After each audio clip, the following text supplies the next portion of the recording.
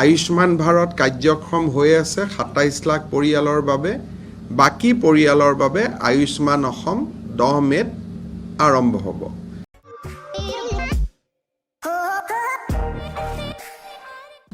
প্ৰধানমন্ত্ৰী মোদী ডাঙৰীয়াই মুখ্যতঃ 3টা আঁচনি বা 3টা প্ৰজেক্টৰ তেখেতে ইনগ্ৰেশ্যন বা আধাৰশিলা স্থাপন কৰিব আন এক জনকল্যাণমুখী কাৰ্যসূচী এইমছ গুৱাহাটীৰ প্ৰায় হাতত ল'ব আপোনালোকে অৱগত যে আমাৰ বাজেট বক্তৃতাত এইবাৰ অসমৰ ৰেচন কাৰ্ড থকা প্ৰতিটো পৰিয়ালকে আমি 5 লাখ টকাৰ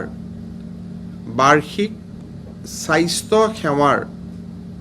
এটা সুবিধা প্ৰদান কৰাৰ বাবে উল্লেখ কৰিছিলোঁ এই আঁচনিটো হ'ল প্ৰধানমন্ত্ৰীৰ আয়ুষ্মান ভাৰত আৰু মুখ্যমন্ত্ৰীৰ আয়ুষ্মান ভাৰতৰ আয়ুষ্মান অসমৰ এটা সংযোজন কিন্তু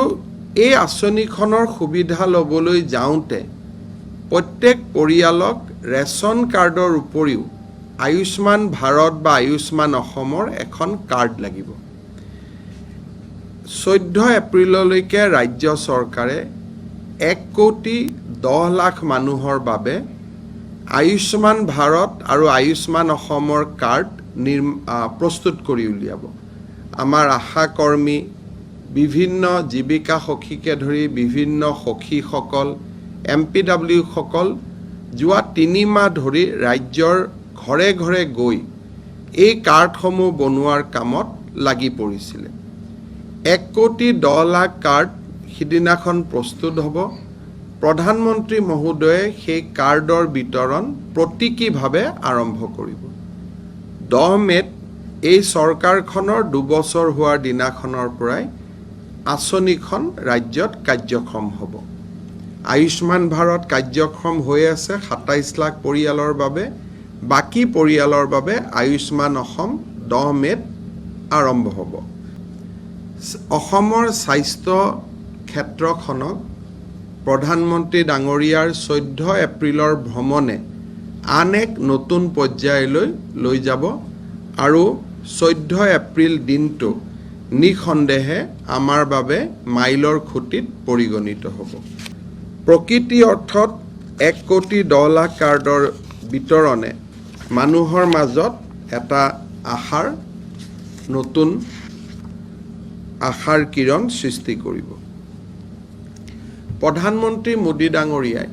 এইমছ গুৱাহাটীৰ পৰাই আমাৰ হেল্থ সেক্টৰত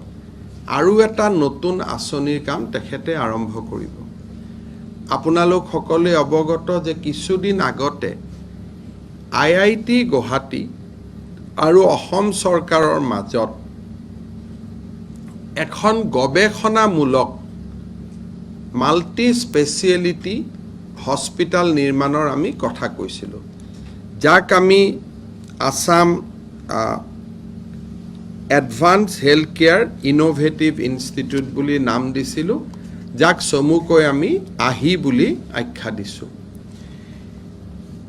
IIT গুৱাহাটীৰ প্ৰাংগণত এই হস্পিটালখন নিৰ্মাণ হ'ব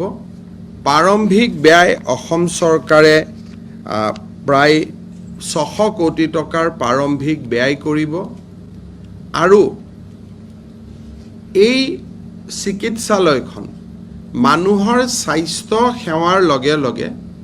স্বাস্থ্য সেৱাৰ লগত জড়িত ইঞ্জিনিয়াৰিং সলিউশন বেসিক্যালি ইন্ডিজেনাস ইনস্ট্ৰুমেন্টেশন যে হুইল চেয়াৰ আছে আমি বাহিৰৰ পৰা আনো ভালভ আছে আমি বাহিৰৰ পৰা আনো IIT গুৱাহাটীৰ ইঞ্জিনিয়াৰিং টিম আৰু এই হস্পিটালৰ চিকিৎসকসকলে মেডিচিন আৰু ইঞ্জিনিয়াৰিঙৰ সংমিশ্ৰণ ঘটাই অসমত এখন বিশ্বমানৰ গৱেষণামূলক চিকিৎসালয় নিৰ্মাণ কৰিব যথা সময়ত ইয়াত প্ৰাইভেট চেৰিটেবল ট্ৰাষ্টসমূহেও অংশগ্ৰহণ কৰিব যিসমূহে R&Dৰ লগত জড়িত থাকিব খোজে এই ইনষ্টিটিউটখনৰো আধাৰশিলা প্ৰধানমন্ত্ৰী ডাঙৰীয়াই স্থাপন কৰিব আৰু লগে লগে নিৰ্মাণ কাৰ্য আৰম্ভ হ'ব